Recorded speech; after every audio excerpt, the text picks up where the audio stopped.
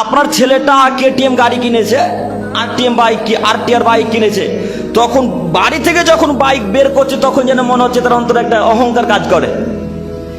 এমন ভাবে রাস্তাতে যাচ্ছে মনে হচ্ছে না হিটলারের বেটা যাচ্ছে। ও একবার চুলগুলোকে কেমন কেমন করে, একবার জামাটাকে কেমন করে উড়াই, একবার গাড়ি জোরে পিক আপ দেয়, একবার আস্তে পিক আপ দেয়। এটা অহংকারী কাজ। এই বাক্য আপনাকে আল্লাহ বলতে বলছেন যে আদমের ছেলে মেয়ে, তোমার ছেলে মেয়েকে বলো যে তোমরা অন্তত বাড়ি থেকে যখন বের হবে তখন তোমরা অহংকার দেখে রাস্তাঘাটে চলাচল করো না। আর আপনাকেও বলি, রাস্তাতে যখন যাবেন তখন আপনি যাকেই দেখবেন তাকেই আগে সালাম করেন। আপনার কথাবার্তাতে যেন মানুষ বুঝতে না পারে যে আপনার অন্তরে অহংকার কাজ করছে, আপনি যতই ধনী হন না কেন।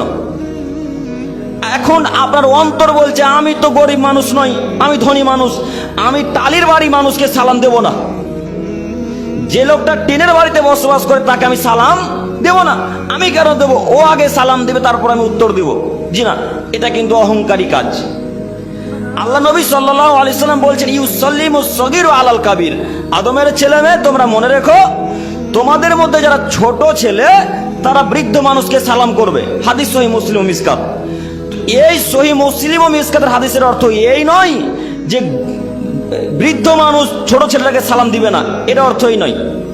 আল্লাহ নবী সাল্লাল্লাহু আলাইহি সাল্লাম যখন রাস্তাতে চলে যেতেন তখন বাচ্চা ছেলেদেরকে যদি দেখা হতো বাচ্চা ছেলেদের সাথে, তাহলে আল্লাহ নবী আগে তাদেরকে সালাম দিতেন। আপনিও সালাম দেন। আপনি যদি বাচ্চা ছেলেকে সালাম দেন তাহলে তার অন্তর একটা ভালোবাসা জাগবে। ও ভাববে, আরে এত বড় মানুষ আমাকে সালাম দিল, এত বড় মানুষ আমার সাথে কথা বললো, তার মানে আমাকে এর সাথে ভালো আচরণ করা লাগবে। এটা তার অন্তরে একটু কাজ করবে, একটু বাধা দিবে। আপনার সাথে নোংরা ভাষায় সে কথা বলতে পারবে না।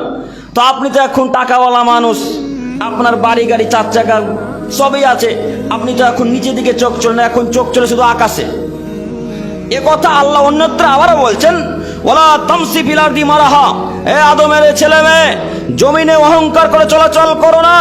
তুমি অহংকার করে চলে জমিনকে ধ্বংস করে দিতে পারবে না, অহংকার করে চলে তুমি পাহাড়ের উচ্চতায় পৌঁছাতে পারবে না। কাকে অহংকার দেখান আপনি?